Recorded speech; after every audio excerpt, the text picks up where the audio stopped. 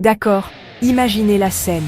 Juin 1815, des champs gorgés par des jours de pluie, l'air lourd de tension. Napoléon Bonaparte, la légende elle-même, est de retour d'exil et prêt à reprendre son trône. Mais toute l'Europe, ça ne leur plaît pas du tout.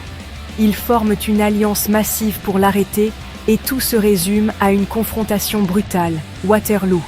L'armée de Napoléon affronte le duc de Wellington et ses troupes britanniques tandis que les Prussiens se précipitent pour se joindre au combat. Napoléon, plein de confiance, pense pouvoir diviser ses ennemis avant qu'ils ne s'unissent. Mais voici le problème.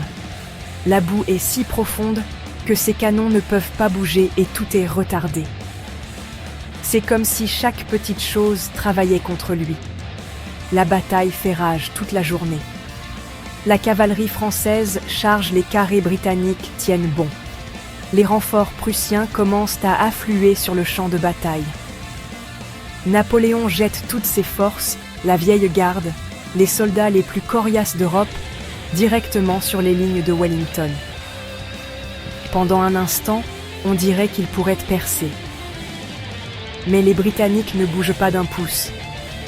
Les Prussiens frappent le flanc français, et soudain, l'armée de Napoléon commence à s'effondrer. La panique s'installe. Les soldats fuient. Le rêve d'empire se brise là, sur les champs boueux de Waterloo. En une seule journée, tout bascule. Le pouvoir de Napoléon est brisé. Il est contraint d'abdiquer, encore une fois, cette fois pour de bon.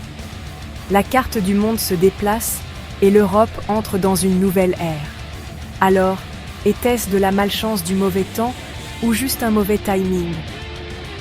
Une chose est sûre, le dernier coup de poker de Napoléon à Waterloo est la raison pour laquelle nous parlons encore de lui aujourd'hui.